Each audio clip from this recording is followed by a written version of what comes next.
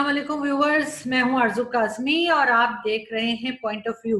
आज ही हम बात करेंगे कश्मीर इशू के ऊपर, जिसमें आप देख ही रहे हैं कि आजकल बहुत ज़्यादा टेंशन है इंडिया और पाकिस्तान के बीच में, और तरह तरह के इंडियन शोज भी आ रहे हैं। आप पाकिस्तान की तरफ से भी ट्वीट्स भी देख रहे हैं, शोज भी देख रहे हैं, और कुछ ज़्यादा ही जो है वो आजकल स्ट्रेस बहुत ज़्यादा बढ़ा हुआ है। तो हम बात करेंगे कश्मीर के ऊपर, कश्मीर के प्रॉब्लम्स पे, कश्मीर को किस तरीके से कश्मीर का इशू हल किया जा सकता है।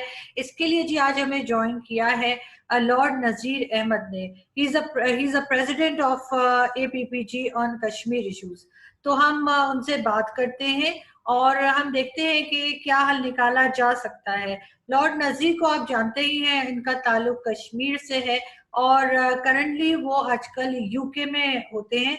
तो हमें वहां से वो ज्वाइन कर रहे हैं, तो हम चलते हैं उनकी तरफ और उनसे कुछ क्वेश्चंस करते हैं और समझने की कोशिश करते हैं कि आखिर इस सारी टेंशन का हल क्या है।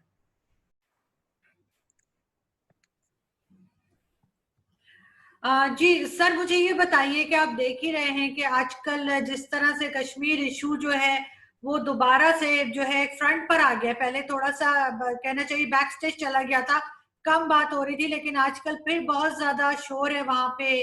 और इंडिया में भी बार बार वो जो है एलिगेशंस लगा रहे हैं पाकिस्तान के ऊपर कि पाकिस्तान जो है वहां पे टेररिस्ट भेज रहा है, और इस तरह की बातें हो रही हैं। तो आप as a Kashmiri what do you think कि इसका क्या हल है, क्योंकि सालों हो गए इस बात को होते हुए। देखें, मेरे ख्याल में ये कोई बैक पेज पे या किसी जगह पे बात खत्म तो हुई नहीं, क्योंकि अगर आप देखें तो ओवर 70 इयर्स वो जो कुछ होता रहा, इलीगल ऑक्यूपेशन वगैरह, उसको छोड़ें।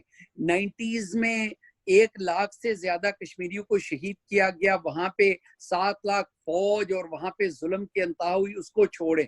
जो रीसेंट तकरीबन 280 दिन हो चुके हैं, वहां पे आर्टिकल 273 और 35 एक्ट की एब्रोगेशन के बाद जो जुल्म की अंतहा है वो खत्म नहीं हुई।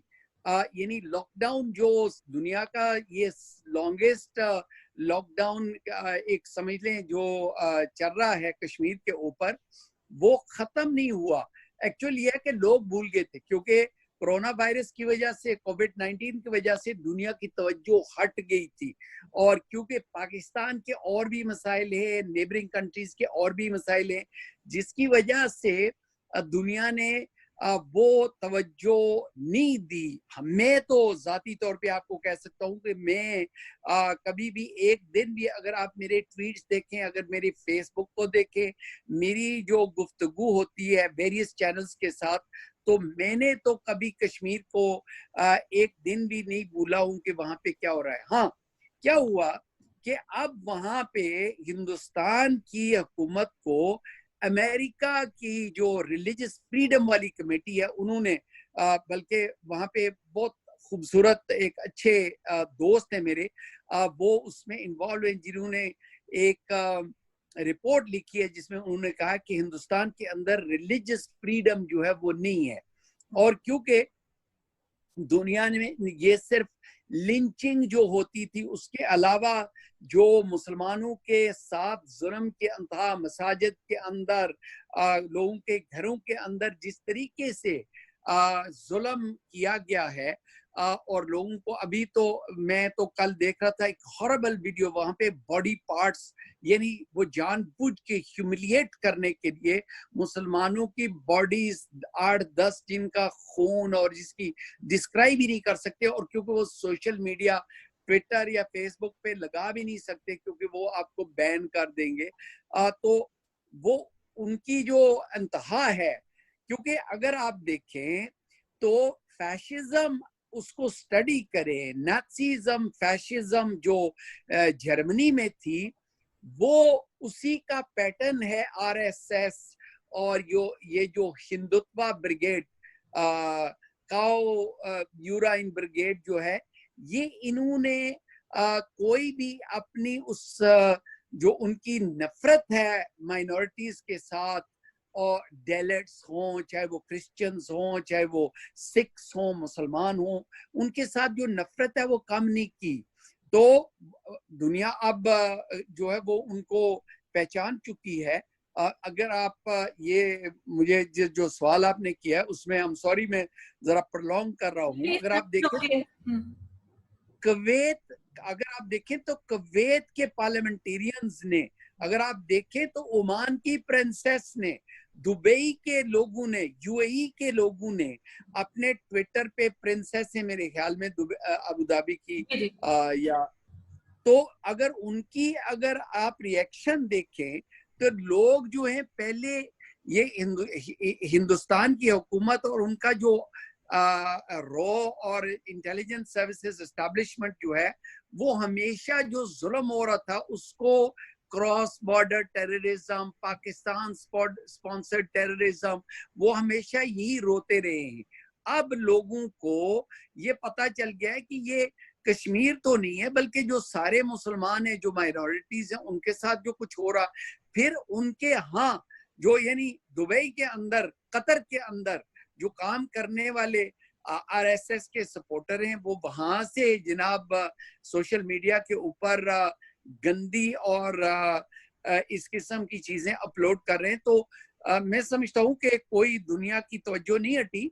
दुनिया की तवज्जो क्योंकि कोरोना वायरस के ऊपर है, कोविड-19 के ऊपर है, जो अनफॉर्चुनेटली लाखों लोग जो हैं वो मर रहे हैं, जिसकी वजह से थोड़ा सा जो है वो बैक बर्नर पे गया था। लेकिन अब क्योंकि हिंदुस्तान बार बार पाकिस्तान को बदनाम करने के लिए इंटरनेशनल जगह पे, हर जगह पे वो हिंदुस्तान कोशिश कर रहा है कि उन्होंने रिसेंटली आपने देखा है कि वो गिलगित बल्तिस्तान को वो अपनी ऑक्यूपाइड टेरिटरीज के हवाले से वो समझते हैं कि वो उनका हिस्सा है, और उन्होंने अपने वेदर ब्रॉडकास्ट में भी उसको शामिल किया है। तो वो उसकी वजह ये है कि दोबारा पाकिस्तान की उसकी रिएक्शन किया है। पाकिस्तान भी मकबूजा कश्मीर का वेदर जो है वो दिखाना शुरू हो गया। पाकिस्तान ने रिएक्शन किया है कि उसको जो है वो चैलेंज किया है, जिसकी वजह से दोबारा ये मसला जो है इंटरनेशनल लेवल पे सामने आ गया है।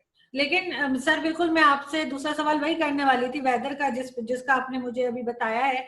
लेकिन अभी जैसे आपने देखा है कि रियाज नाइकू की जो हलाकत या शहीद किया गया है, जिसको इंडियन मीडिया कहता है कि शहीद ना बोलें, लेकिन सर जो टेररिस्ट होते हैं, आपके ख्याल से उनके जनाजे में इतने लोग आते हैं जितने बुरहान वानी के जनाजे में आए थे इस तरह से? तो ये तो अंदर से ही मोमेंट्स उठ रहे हैं, इंडिया के अंदर से ही लोग निकल कर आ रहे हैं, इनका अपना ही कश्मीर, इनकी साइड पे जो कश्मीर है उधर से ही लोग निकल कर आ रहे हैं। ये बात इंटरनेशनल कम्युनिटी क्यों नहीं उठाती? मतलब ये इतनी आवाजें सुनी नहीं कि कोई किसी ने बात की हो, दुनिया में से सब चुप है। देखें, अब मैं नहीं समझता हूं कि कश्मीरी जो फ्रीडम स्ट्रगल के लिए कोशिश कर रहे हैं उनमें से कोई भी टेररिस्ट है। मैं उनको मिलिटेंट भी नहीं कहता हूँ। समटाइम्स अगर मैं ट्वीट करता हूँ अखबार की रिपोर्ट तो उसमें मिलिटेंट लिखा होता है, तो मैं अगर ट्वीट करता हूँ तो लोग मुझे क्रिटिसाइज करते हैं, लॉर्ड नजीर आप तो ना कहें कि ये मिलिटेंट है। मैं नहीं समझता हूँ कि वो मिलिटेंट है। मैं फ्रीडम फाइटर, वो कश्मीरी नौजवान, कश्मीरी यूथ, और जो रिसेंट जुल्म किया है, अगर आप रमजान शरीफ में देख लें तो तकरीबन 17 से 20 नौजवानों को शहीद किया गया। और जो मसलसल वही देखे ना, यानी मैं और आप अगर कोई एलिगेशंस लगाए कि हमने झूठ बोला, मिस इन्फॉर्मेशन दी, बार बार कभी कभी लोग कहते हैं, मसलन डोनाल्ड ट्रंप जो है वो कुछ न्यूज नेटवर्क को कहते हैं कि ये झूठ बोलते हैं। लेकिन अगर आप देखें तो बहुत कम ऐसे ममालक, ऐसे रिजीम्स, ऐसी गवर्नमेंट्स होती हैं जो डेमोक्रेसी कहती हैं लेकिन वो झूठ बोलते हैं। इनका ये 5 अगस्त से पीछे चली जाए तो आपको जो है वो पता चल जाएगा कि उन्होंने जब वो यात्रियों को वापस बुलाया था और कहा था, गवर्नर साहब बाहर आके उन्होंने प्रेस कॉन्फ्रेंस की, उन्होंने कहा कि कोई टेररिज्म का खतरा है, क्योंकि ये बार बार दुनिया को टेररिज्म, 9/11 के बाद अनफॉर्चुनेटली दुनिया टेररिज्म से डर गई थी। और जब वो क्रॉस बॉर्डर टेररिज्म की बात करते थे, मिलिटेंट की बात करते थे, तो जो बहुत सारे ममालिक हैं वो डरे हुए थे। तो उस वक्त भी इंटरनेशनल मीडिया ने उनको बेनिफिट ऑफ डाउट दिया कि गवर्नर ने कहा, इंटीरियर मिनिस्ट्री ने उन्होंने कहा, दिल्ली में उन्होंने कहा कि यहाँ पे टेररिस्ट थ्रेट है। बिल्कुल थ्रेट नहीं थी, बिल्कुल कोई ऐसी चीज नहीं थी, क्योंकि वो झूठ बोलते हैं। झूठ बोल के ये कहा था ताकि वो जो है वो 30,000 फौजियों को और भेज के 50,000 टोटल, मेरे ख्याल में 9 लाख फौजी मकबूजा कश्मीर के अंदर भेज के फिर वो जो आर्टिकल 35A-273 जो है उसको एब्रिगेट करके, उनको पता था कि इसकी रिएक्शन होगी। उन्होंने फौरी तौर पे जो पुराने चीफ मिनिस्टर थे उनके अपने कोलिशन पार्टनर्स, शेख अब्दुल्ला का बेटा, उसका पोता, वो खातून जो ड्रेडेड खातून जो उनकी बीजेपी की भी पार्टनर रही है, उनको भी जेल में डाल दिया। बल्कि बहुत सारे जो उनकी, क्योंकि असेंबली को वो सस्पेंड करके उन्होंने जो असेंबली मेंबर्स थे उनको जेल में डाल दिया। 10-15 हजार नौजवानों को वहां से कश्मीर से उठा के उन्होंने इंडिया के अंदर जेलों में उनको डाल दिया, इसलिए कि वो उनकी रिएक्शन स्ट्रीट्स पे ना हो, वो डेमोन्स्ट्रेशन ना कर सकें, वो लिख ना सकें। और फिर आपने देखा है अभी जो रिसेंटली जितने भी जर्नलिस्ट हैं, फोटोग्राफर्स हैं, उनके ऊपर पाबंदी लगा के उनके ऊपर फजूल किस्म की जो है चार्जेस लगा के वो जो है वो प्रोसिक्यूशन शुरू कर दी है। मैं तो डेफिनेटली मैं किसी से डरता नहीं हूँ।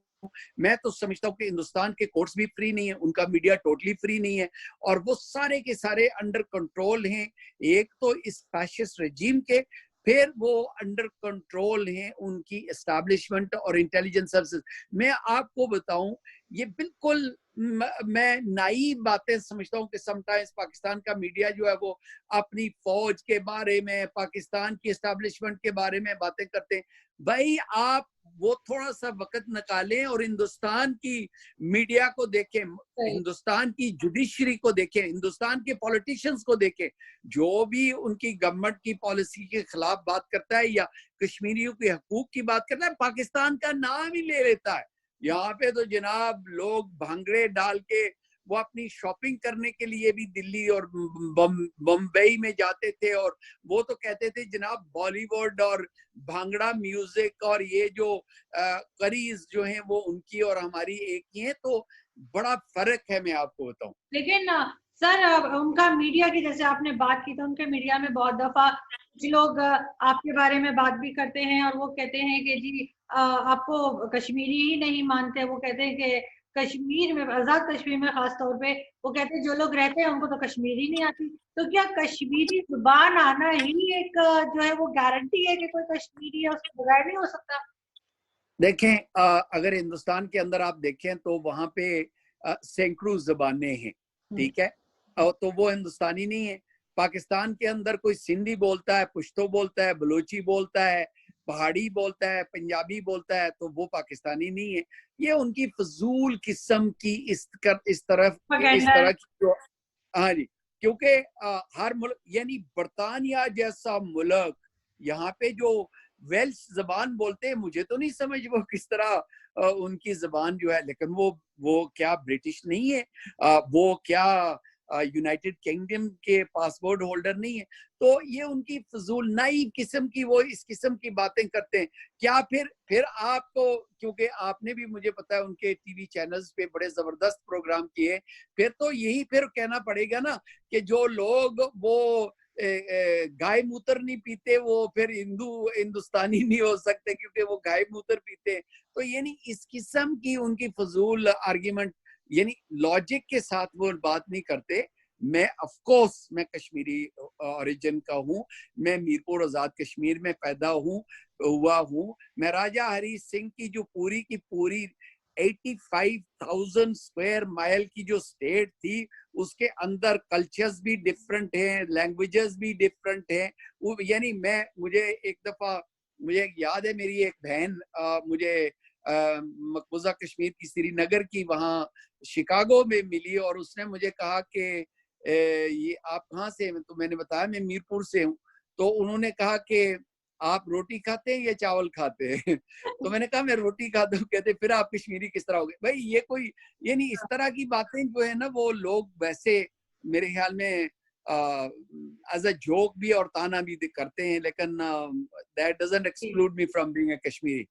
लेकिन आप मुझे ये बताइए सर, एक तो ये कि इस सब का हल क्या है आपके ख्याल से? हम इसको किसी तरीके से सॉर्ट आउट कर सकते हैं, या जैसे 70 ईयर से चला आ रहा है आगे भी चलता रहेगा इसी तरह से? या फिर ये कि आप जैसे आप यूके में हैं, तो आप थोड़ा सा मुझे ये भी बताइए कि यूके में रहते हुए आप किस तरह से यहाँ पे जो है वो अपना अपनी तरफ से आप किस तरह से पार्टिसिपेट कर रहे हैं इस कॉज के पीछे? देखें, बहुत सारी ऐसी तहरीकें होती हैं जिनका मसला जो है वो एक डेकेड में या 10-20 सालों में वो हल नहीं होता। फिलिस्तीनियों का देख लें, गाजा जो है largest prison in the world, और उसको जिस तरीके से ब्लॉक किया हुआ है इसराइल ने। बहुत सारी और ऐसी तहरीकें हैं जो चलती रहती हैं। मैं ये नहीं कह रहा हूँ कि कश्मीर की तहरीक जो है वो ऐसे ही इतना अरसा लंबी चलती रहे, लेकिन ऑब्वियसली मैं तो दुआ करता हूँ, बहुत कम लोग हैं जो आपको इस तरह ओपनली कहेंगे, मैं दुआ करता हूँ कि अल्लाह करे हिंदुस्तान टूट जाए और उसमें असम वाले अपनी इंडिपेंडेंस करें, मणिपुरी वाले अपनी इंडिपेंडेंस लें, खालिस्तानी मेरे दोस्त अपनी इंडिपेंडेंस लें, तो कश्मीर भी आज़ाद हो जाएगा। यही एक तरीका है, और वो उसमें बीजेपी और आरएसएस का एक बहुत बड़ा रोल है कि वो इसको तोड़ने के लिए जा रहे हैं, और वहां पे बहुत सारी ऐसी चीजें। क्या हम क्या कर सकते हैं और क्या कर रहे हैं? देखें जी, मैं आपको बता सकता हूँ 1995 के अंदर लेबर पार्टी की annual conference for the first time in the history of British political system Kashmir का रेजोल्यूशन में लेके गया था on the floor of the annual conference. और फिर लेबर पार्टी की उस वक्त लीडरशिप टोनी ब्लेयर और रॉबिन कुक फॉरेन सेक्रेटरी थे, उन्होंने मुझे कहा कि ये रेजोल्यूशन आप ना इम्पोज करवाएं, लेकिन अगर आप हमें इजाजत दें तो हम लेबर पार्टी की पॉलिसी एक स्टेटमेंट इश्यू करते हैं कि when Labour is in government then we will work with India and Pakistan in accordance with the UN resolutions to find a permanent solution. और वो right of self-determination through free, fair and impartial plebiscite जो labour Party की policy रही है। फिर अभी पिछले साल लेबर पार्टी की जो एनुअल कॉन्फ्रेंस थी, वहां पे एक इमरजेंसी रेजोल्यूशन पास हुआ, जहां पे उन्होंने जो पार्टी है उसको पाबंद किया कि in government they will work for right of self determination for the Kashmiri people. Unfortunately अभी जो नए रीसेंट लीडर इलेक्ट हुए हैं वो उन्होंने Hindu council of great Britain के प्रेशर के अंडर, क्योंकि उनके जितने टेम्पल्स थे उन्होंने प्रेशर डाला, और तो उन्होंने जो पॉलिसी है वो चेंज करने की कोशिश की, लेकिन उसकी रिएक्शन थी। और अब भी 100 मसाजिद ने क्लियरली कह दिया कि वो लेबर को वोट नहीं देंगे, और बहुत सारे MPs, councillors, friends of Kashmir, group of parliamentarians, उन्होंने सबने खत लिखा सर कियर स्टारमर को, ये कहा, और उसने फिर उसको चेंज करने की कोशिश की दोबारा कि नहीं, मेरा मतलब ये नहीं था, हम जो है वो दोनों इंडिया और पाकिस्तान से मिल के कश्मीर का मसला हल करवाने की कोशिश करेंगे। तो अगर आप ये कहें कि जो सॉल्यूशन है वो यूनाइटेड नेशंस के रेजोल्यूशन के तहत ही हो सकता है, free, fair and impartial plebiscite. Let me say this one thing to you Arzoo, वो ये है कि मैं नहीं समझता हूं कि सिर्फ चॉइसेस जो है वो इंडिया और पाकिस्तान हो। मैं समझता हूं कि जब तक थर्ड ऑप्शन नहीं होगी, वो जो भी लोग फैसला करें, चाहे वो इंडिया, पाकिस्तान या इंडिपेंडेंट कश्मीर जो है उसको सपोर्ट करें, लेकिन जब तक आप सारी ऑप्शंस नहीं देंगे वो राइट ऑफ सेल्फ डिटर्मिनेशन नहीं हो सकता। मुझे पता है कि यूएन के रेजोल्यूशंस जो हैं उसमें कंडीशन है, 48 वाले में बाय द वे कोई नहीं है, और उसका जिक्र दोनों साइड पे नहीं होता, क्योंकि वहां पे जो है वो ओपन है। 49 वाले पे ये है कि सिर्फ इंडिया या पाकिस्तान के साथ अगर आप जाना चाहें तो यूनाइटेड नेशंस के रेजोल्यूशंस के तहत वो हल हो सकता है। तो हमें सिर्फ इंटरनेशनल लॉ और वही जो लॉजिक है, और दूसरी बात आरजू जो सबसे इंपॉर्टेंट है वो ये है कि हम आपस के झगड़े में ना पड़ जाएं कि हम जनाब इंडिपेंडेंट कश्मीर चाहते हैं, पाकिस्तान के साथ हिलाक चाहते हैं, इंडिया के साथ हिलाक चाहते हैं। भाई leave that on one side, just get that right to be able to decide. जो मेजॉरिटी डिसाइड करेंगे, जो लोग बैठ के फैसला करेंगे, that will be acceptable to us. Sir मैंने कुछ यूट्यूब वगैरह पे देखा था कि आप लोग जो है कोई कॉन्फ्रेंसेस भी होती हैं, कुछ स्टूडेंट्स के साथ भी एक इंटरेक्शन था आपका, आप स्टेज में आपको देखा कि आप बात कर रहे थे वहां पे। जो स्टेज था वहाँ स्टेज पे कुछ इंडियंस भी बैठे हुए थे, वहाँ उनके कहना चाहिए उनके एक्स आर्मी मैन भी थे और दूसरे लोग, उनके साथ इंटरेक्शन कैसी रहती है आपकी, या बात होती है आपकी जब इस तरह से कोई? नहीं नहीं, देखिए आरजू वो सारा जितना भी वो सेटअप था किंग्स कॉलेज में, वो उनकी कोशिश थी, और जो दो सो कॉल्ड कश्मीरी थे वो भी, मैं तो बड़े ओपनली कहता हूँ, वो उसकी एक खास वजह है जो मैं लाइबल्स में नहीं जाना चाहता हूँ, लेकिन वो इंडियन लॉबी के लोग हैं।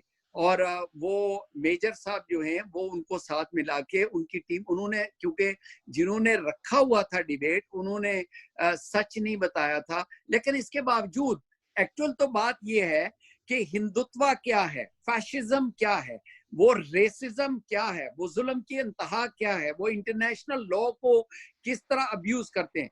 तो मेरा इंटरेक्शन जो है अच्छे इंडियंस के साथ है, लेकिन जो फैशिस्ट हैं उनके साथ बहस रहती है, लड़ाई रहती है, उनके साथ इंटेलेक्चुअल डिस्कशन रहती है, लेकिन कोई प्यार मोहब्बत वाली बात नहीं है। नहीं, आप लोग कोई इस तरह की बात भी नहीं करते कि किस तरीके से इस मसले को हल किया जाए, कि क्या सॉल्यूशंस होने चाहिए? क्योंकि इस तरह से लड़ते रहना तो कोई हल नहीं है ना सर। दोनों तरफ के लोगों को जो है वो कहना चाहिए कि लोग मारे जाते हैं, चाहे वो पाकिस्तान का बॉर्डर हो चाहे वो इंडिया का बॉर्डर हो, इंसान तो दोनों तरफ है ना। प्रॉब्लम ये है कि जिस मेजर का आपने नाम लिया वो रॉ का बंदा है, ऐसे ही मैंने नाम जो ही नहीं लिया सर अभी। जी मैंने अभी नाम ही नहीं लिया, मैंने सिर्फ नहीं, मैं बट नहीं यू अंडरस्टैंड, लेकिन मैं मेजर गौरव आर्या की बात कर रही हूँ। नहीं, मैं आपको बताऊं कि वो उनके इंटेलिजेंस सर्विसेज के लोग यहाँ पे सो कॉल्ड कश्मीरी भी, मुझे पता है ना कि वो काम भी नहीं करते, उनके पास पैसे भी हैं, उनके पास फैसिलिटीज भी हैं। जो लोग किस किस लॉबी के हैं तो किसके साथ बात करेंगे? तो एक्चुअल बात तो गवर्नमेंट्स के थ्रू ही होती है। गवर्नमेंट पाकिस्तान और इंडिया के थ्रू जो वो पहले यानी इस हुकूमत से, इस बीजेपी आरएसएस की हुकूमत से पहले जो है वो डायलॉग शुरू था, बल्कि ये कौन सा ट्रैक 2 जो डायलॉग है उसमें बहुत सारे लोग वहां से इधर आते थे, यहाँ के उधर जाते थे, लेकिन मेरे ख्याल में, मैं आपको बताऊं, मेरे ख्याल में जब तक ये बीजेपी आरएसएस की हुकूमत है, कोई डायलॉग की आप वक्त जाया ही ना करें, कोई आपको फायदा नहीं, क्योंकि इनकी पॉलिटिक्स बेस्ड जो है वो सिर्फ और सिर्फ नफरत और सिर्फ जो है वो एंटी इस्लाम, एंटी मुसलमान और एंटी पाकिस्तान के बेसिस पे है। तो आप, बेहतर यही है कि आप डिफेंड करें, बल्कि इनको एक्सपोज करें, तो लोगों को वो डेंजर्स बताएं कि जनाब नाज़ीज ने क्या किया था यूरोप के अंदर, वेस्ट के अंदर, और ये जो नाज़ीज, ये जो मॉडर्न नाज़ीज फैशिस्ट हैं, ये क्या करना चाहते हैं। और एक उम्मीद जो है वो उस पर एतमाद रखें, और वो ये है कि ये अल्लाह करे बड़ी जल्दी हिंदुस्तान टोटे टोटे हो जाए। तो सर आपको लग रहा है कि जो आजकल जो सिचुएशन है बहुत मतलब थोड़ा स्ट्रेस लग रहा है दोनों तरफ, तो हम किसी जंग की तरफ जा सकते हैं?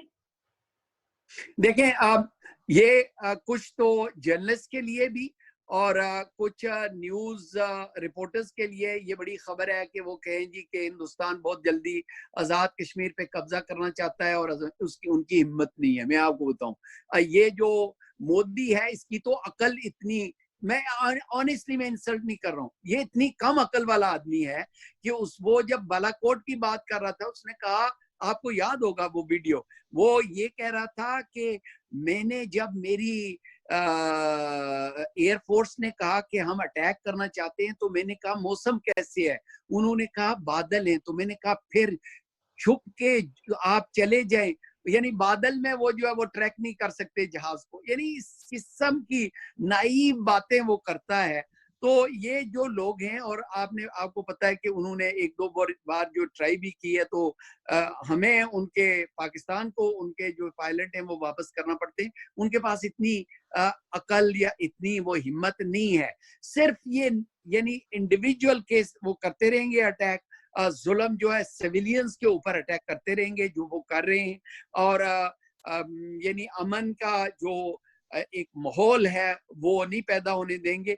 लेकिन मेरे ख्याल में मैं आपको बताऊं कि ये अगर हिंदुस्तान की फौज कोशिश भी करे कि वो आजाद कश्मीर के अंदर दाखिल हो, तो पाकिस्तान अगर मकबूजा कश्मीर के अंदर हो तो वो जो 8 मिलियन कश्मीरी हैं वो पाकिस्तान फौज के साथ इंशाल्लाह होंगे, और अगर हिंदुस्तान यहाँ पे आए तो ये जो 4 मिलियन कश्मीरी हैं ये पाकिस्तान फौज के साथ खड़े होके फौज। मैं ये गुजारिश करना चाहता हूँ आपके इस चैनल के यूट्यूब चैनल के जरिए कि पाकिस्तान गवर्नमेंट जो है और आजाद कश्मीर गवर्नमेंट लोगों को मिलिट्री ट्रेनिंग जिस तरह पहले जमाने में कॉलेजेस में होती थी वो दे, ताकि लोग प्रिपेयर हो जाएं, और जब भी हिंदुस्तान अगर कोई थ्रेट करे तो हर एक नौजवान जो है वो पाकिस्तान फौज के साथ खड़ा होकर फौजी बन के लड़ेगा इंशाल्लाह। बिल्कुल ठीक। और इसमें आपको लग रहा है कि पाकिस्तानी गवर्नमेंट ठीक तरीके से हैंडल कर रही है? एक ये भी अफवाह उड़ाई हुई है, एक ये चीज भी जिसे कहते हैं कि रॉन्ग इन्फॉर्मेशन जिसे मैं कहूँगी भारतीय मीडिया की तरफ से, कि जी पाकिस्तान की साइड से उन्होंने कोरोना वायरस के पेशेंट्स को आजाद कश्मीर में भेज दिया है ताकि वो सब बीमार हो जाए, जबकि वहां पे सबसे कम नंबर है। आजाद कश्मीर में इतने ज्यादा नंबर ही नहीं है पेशेंट्स के। अरोज, आजाद कश्मीर के अंदर तो टोटल 50 केसेस हैं, और मीरपुर शहर अल्हम्दुलिल्लाह एक केस भी नहीं है। और ये देखें, ये इतने झूठ बोलते हैं। मैंने जिन दिनों में इन्होंने लॉकडाउन किया था तो इनके इंटीरियर मिनिस्टर ने आके टीवी पे दुनिया के सामने कहा था कि हमें खबर मिली है कि आजाद कश्मीर, वो तो पाकिस्तान का वो कहते हैं, वो उस कश्मीर के दूसरी तरफ से जो है वो पता नहीं 5,000 नौजवान जो हैं वो मकबूजा कश्मीर के अंदर दाखिल होना चाहते हैं। और मैंने वो तस्वीरें भी सोशल मीडिया पे लगाई थी। वो जो नौजवान स्टूडेंट्स हैं वो प्रोटेस्ट कर रहे थे कि ये जो वहां पे कर्फ्यू है उसको तोड़ने के लिए वो लाइन ऑफ कंट्रोल क्रॉस करेंगे, और पत्थर, उनके हाथों में पत्थर और डंडे थे, और वो ये कह रहे थे कि उनके पास सोफिस्टिकेटेड मिसाइल सिस्टम्स और पता नहीं क्या क्या।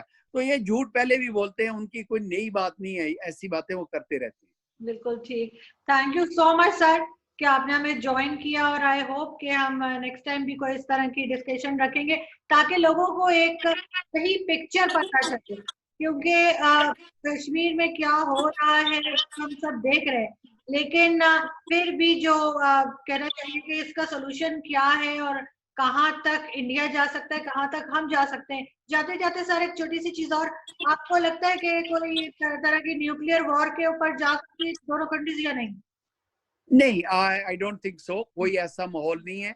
और अल्लाह का शुक्र है, अल्लाह सुब्हान ताला का शुक्र है, पाकिस्तान के पास जो ये टैक्टिकल एमिनिशन, जो छोटे न्यूक्लियर वेपन्स इतने सोफिस्टिकेटेड तरीके से जो वो वहाँ पे लॉन्च करके मिसाइल सिस्टम के थ्रू डिलीवर कर सकते हैं, वो हिंदुस्तान के पास नहीं है।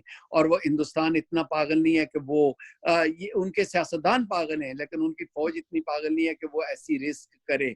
तो इंशाल्लाह कोई न्यूक्लियर वॉर का खतरा नहीं है। इंशाल्लाह बिल्कुल आराम से पाकिस्तान के इंटीरियर मामलात जो हैं उनको हल करें, पाकिस्तान को इकोनॉमिकली स्ट्रांग करें, पाकिस्तान की फौज को सपोर्ट करें। इंशाल्लाह इंशाल्लाह हिंदुस्तान टूटेगा और फिर कश्मीर भी आजाद होगा। सर लास्ट क्वेश्चन, आपके ख्याल से पायलट वापस करना चाहिए था? देखें, वो मुझे हालात नहीं पता। अच्छा किया पाकिस्तान गवर्नमेंट ने कि उसके पायलट को उन्होंने वापस किया, लेकिन मैं समझता हूं कि कुछ शराइत रखने चाहिए थे, इंटरनेशनल कम्युनिटी को इन्वॉल्व करना चाहिए था, लेकिन जो हो गया सो हो गया। लेकिन फ्यूचर में जो भी पॉलिसी है उसमें इंटरनेशनल जो लोग हैं उनको इन्वॉल्व करना जरूरी है, क्योंकि मैं तो हिंदुस्तान की जो फैशिस्ट गवर्नमेंट है इस पे एतमाद कभी नहीं कर सकता हूँ। बिल्कुल ठीक। Thank you so much sir for joining us. Thank you.